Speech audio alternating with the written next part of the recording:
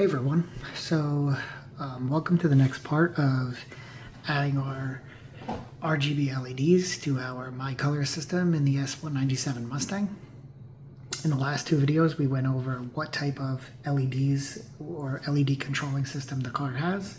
We talked about the converter box that needs to be done if you are going to go with the common anode osmium LEDs or any other common anode LEDs for your project.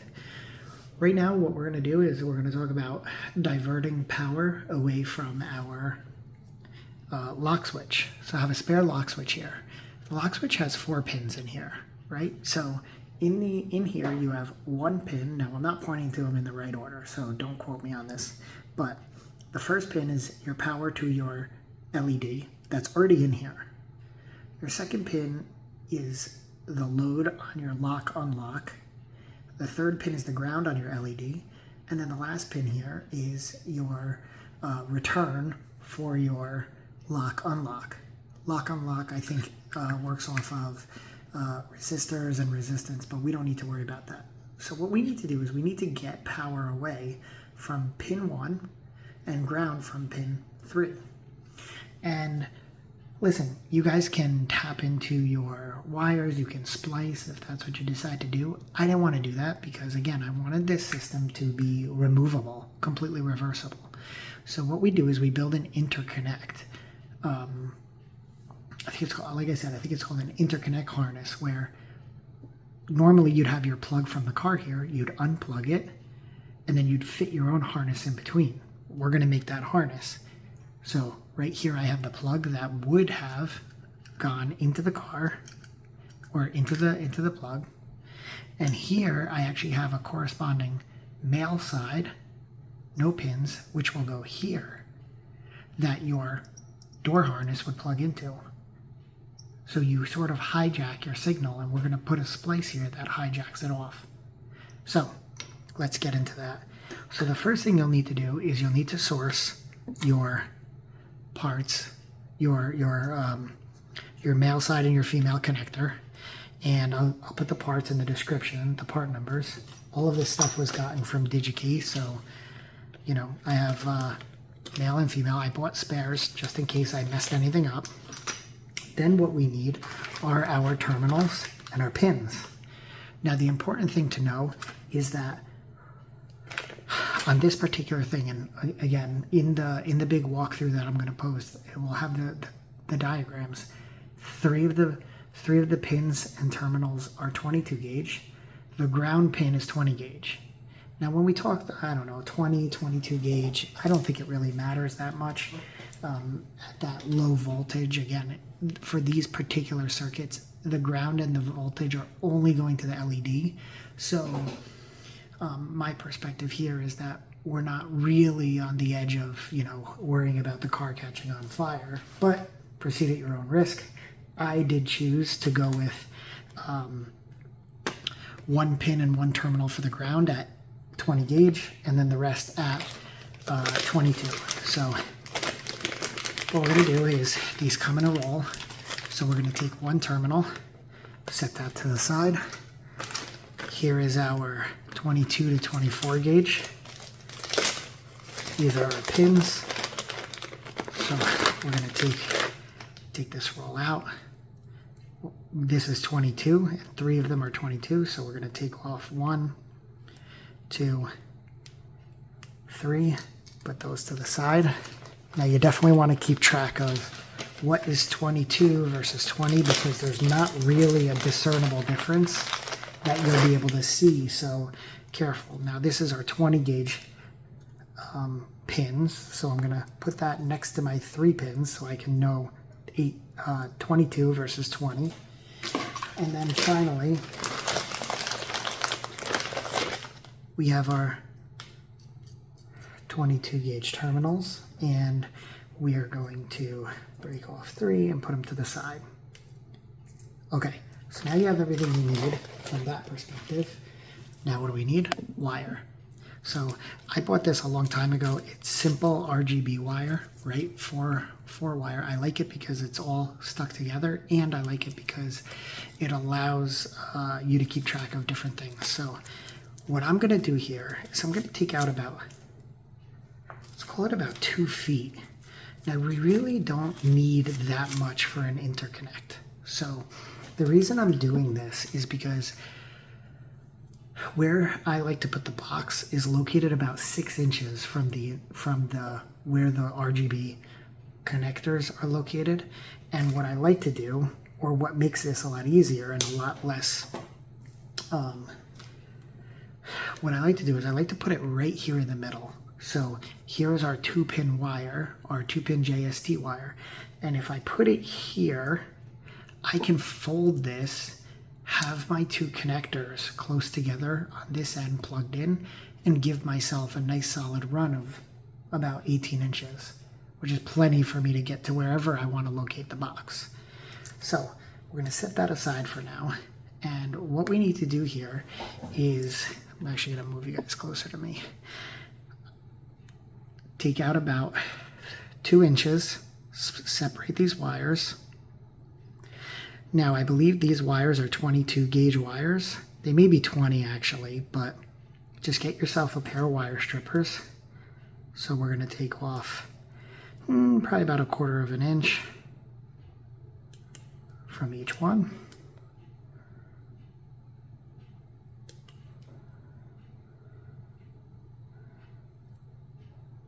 Now, the orientation of this doesn't really matter as long as you keep track of it, okay?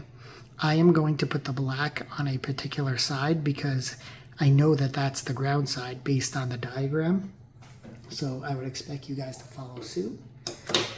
Here we have our crimper for our terminals and our pins. So we're going to start with the terminal side for no particular reason other than that's the side I want to start with. Now, don't be like me and be foolish. There is a way to pre-stage these. So you click them in a few times, and then what you do is you put your pin or your terminal in the actual in the actual crimper, and the crimper will actually hold it right where you need it. So if you look here, I think I got that all the way in. So that's in. All I need to do now is take my wire, feed it in. Now I want to make sure it's far enough in that the wire is going to get crimped in that end. So let me just make sure, yep, that's in. Take my blue wire, drop that in there, and then crimp it the rest of the way. Okay, now that was not a very good crimp. This is considered to me a bad crimp. So be cognizant of that. So I'm going to put this actually in a smaller gauge crimping section on the crimper, and I'm going to crimp that down. Sometimes you can recover them, sometimes you can't. I'm not thrilled because I think I kind of squashed it, I bent it, so just be careful. This is going to make for, if I put this in the actual connector, this may cause problems. I may not be able to get it out. I'm not too concerned about that, but it does mean if I can't get it out, I sacrifice that connector. So what I'm doing here with pliers is I'm just trying to rescue this a little bit, you know, trying to reform it to the shape it was in. I've done this quite a bit on a few different ones, so I feel a little comfortable doing this, but if you guys didn't buy enough spare of these connectors, I would be careful about taking that next step and putting it in. All right, so we've got one down. Let's move on to the next one. So we're going to pre-stage our crimper. This is proving to be a little bit more difficult. All right. And actually, guys, I made a fatal mistake. I don't know which one is the 18 and which one is, which one is the 20 and which is the 22. I'm going to assume I got this right and that this is still the 20. So again, don't make the same mistake as me. Keep track of it. Try not to mess it up.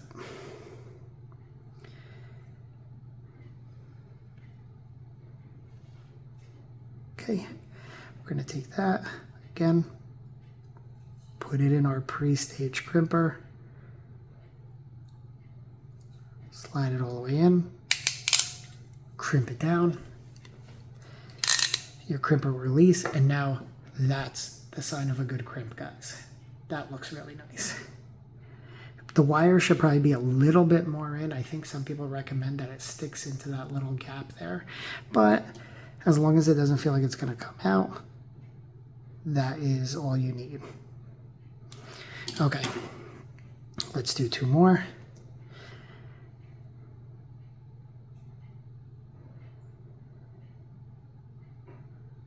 Oh, what am I doing?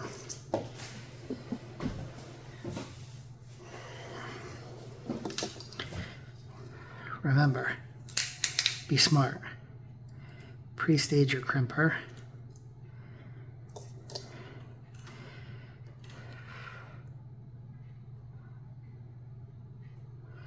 Feed your wire in.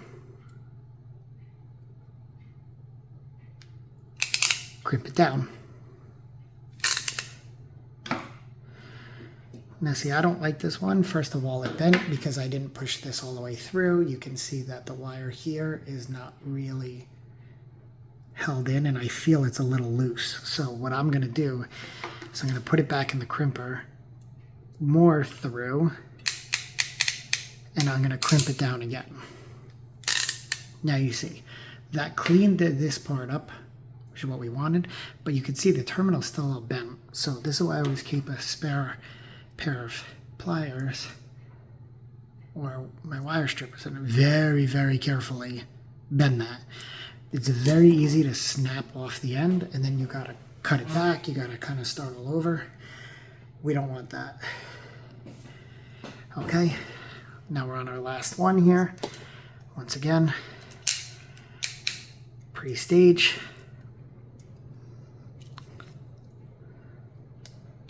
Slide it in. Now what you can do if you have a hard time, you know, do the little twist on your wire. That'll get it to slide in much more easily. Crimp it down. Good. Nice solid crimp there. Some experts would probably say that's not good enough, but I will call it good enough because it doesn't feel loose. Now, again, it doesn't matter which way you do this, but as long as you do it consistently. So I actively chose, I'm going to put my blue next to my 2 tracks here. I'm going to start on that end. So let's see if this blue one goes in, because this is the one we kind of bent. So I can tell you it is not having it as far as sliding in. Yeah, I can feel that. Once I push this in, it is not going to come back out. Actually, it's not really fitting, so I'm going to squeeze this down a little, trying to get it to a shape that it will fit. Oh, yeah, see, guys, this is a bad one. For the sake of this video, I'm going to keep marching on, but I would highly recommend that you guys do not move forward with that if yours looks like that, because I can't even push it all the way in. See, I'm going to have to use this tool. Push this down. I can see it pulling out. This is bad news.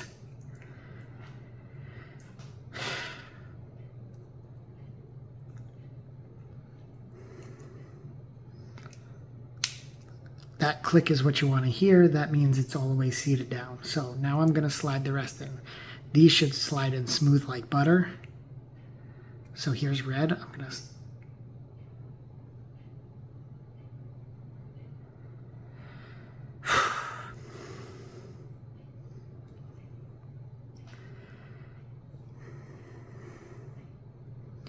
Remember when I said the red crimp was not good, right? Well, now you guys get to see me try to fish this out.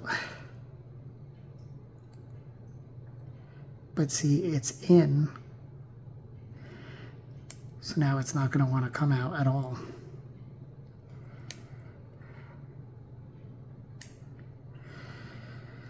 Okay, so when in doubt, what you can do is you can get in on this side. So I push those two tabs in on the side. That's going to give me access. So see, now I can see my first one is all the way seated. That one didn't see all the way down, so I'm going to try to push it back out the other way. Whew, and it fell out. So this is why we buy hundreds of spares of terminals. So I'm going to grab myself another 22. Okay, check my wire here. It appears that the wire just slipped out. It didn't rip off. So we pre-stage. Slide that in. As I mentioned, I'm not thrilled about the blue, so if I were to try to do it with blue, okay, so see, better crimp, the wire is through, or you have it's grabbing on that. Again, I didn't push it all the way through, so I'm gonna try to give this a little bit of love to bend it back, just a little, okay? Now, I'm going to put the red in.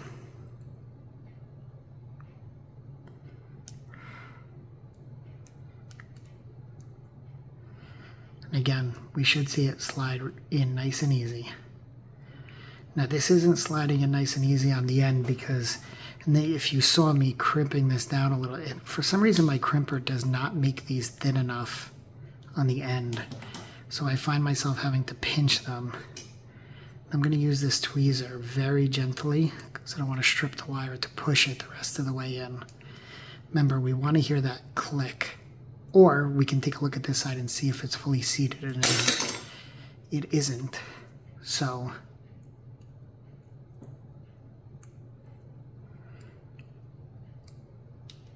okay, no, still not fully in. Let's try this. Oh, I heard it. Yep, and now 2. All right, so next up is green. Hopefully this goes a little bit smoother, guys.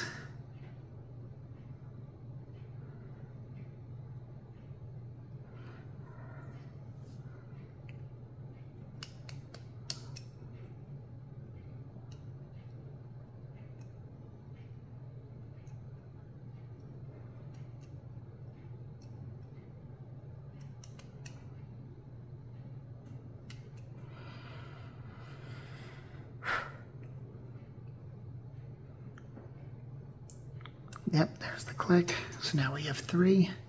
And the last one. Before I put it in, I'm going to crimp this down just to thin this out a little bit.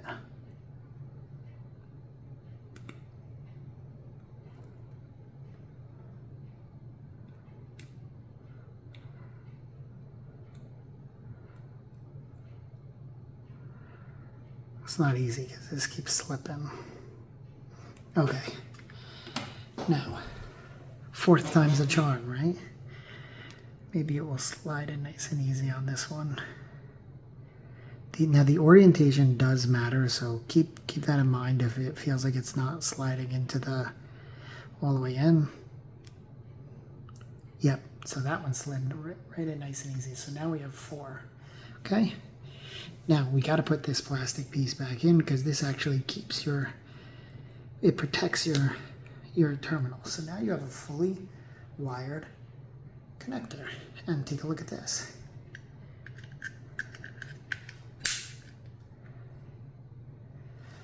So what we're going to do is we are actually going to wire this up on the other side.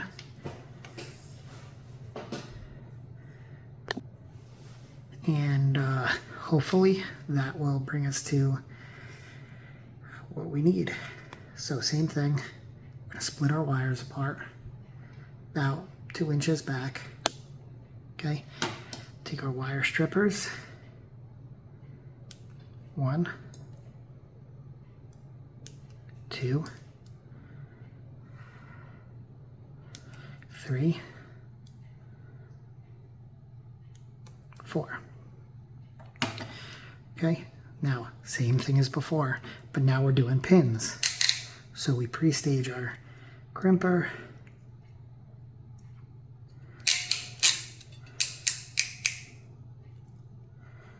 Okay, this one is being a little bit more testy. All right, so now we have that. It's not going in all the way like I want it to, so let's give this a try. So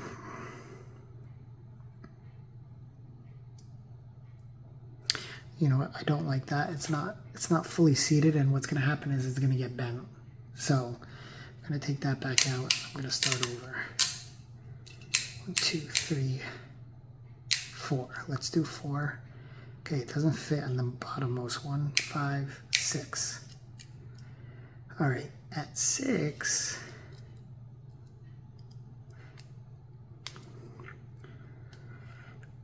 there we go. Now it's nice and in. So I'm gonna take my black, again, slide it in. Let's straighten this out. We're gonna slide it in so it's about that far. Crimp it down. And it's okay. No, not really. So I put it in the smaller one, and I'm gonna crimp it there. Sometimes if you put in the big one, get it started, and then you put in the small one, it cleans right up. Now I'm just going to do this now to get it out of the way. Give these a little bit of a squeeze, again, so it fits. It slides in nice and easy into the connector.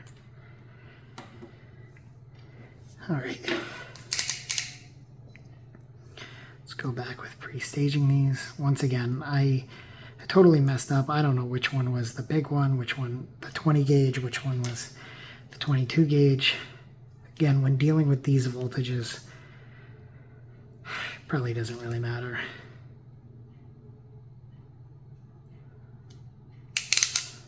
Okay. Pretty good.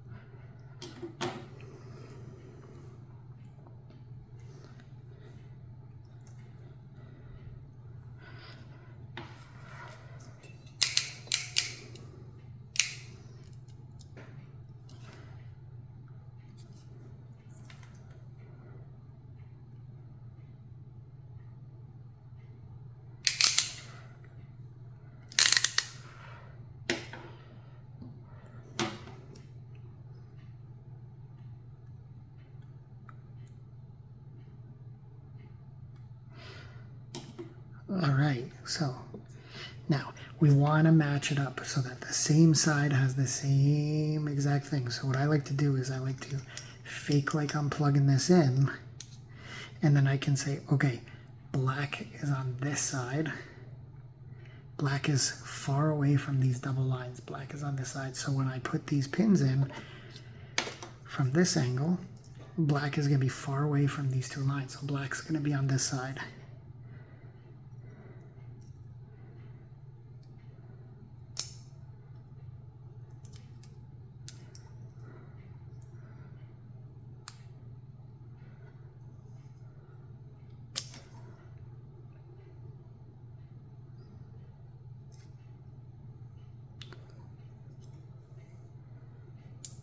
Click. Okay. Next to black is green. And we'll just double check that. Next to black is green. That's correct. You can see these, because I did that last little crimp with the wire connectors, right? They're sliding in perfectly. like butter. Next one red. Okay, and blue. Okay, perfect. Now, the last thing you have to do is there is a piece of plastic in there. You're going to want to push it down. So I like to use my metal spudger.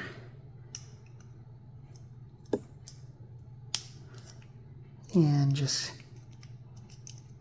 push that down. You'll know when it goes down because this white plastic should come down to here.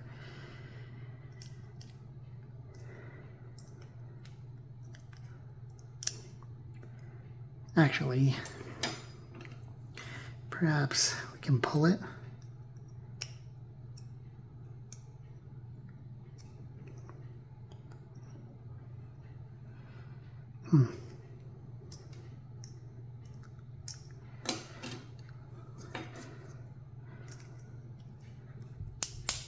Okay, just give it a little extra muscle and see, that's all the way in, it's all the way in. Now, we'll know it's correct if we plug the two ends in. And as we plug it in, first of all, it should click. Second of all, your wires should all be oriented the same. Black, green, red, blue.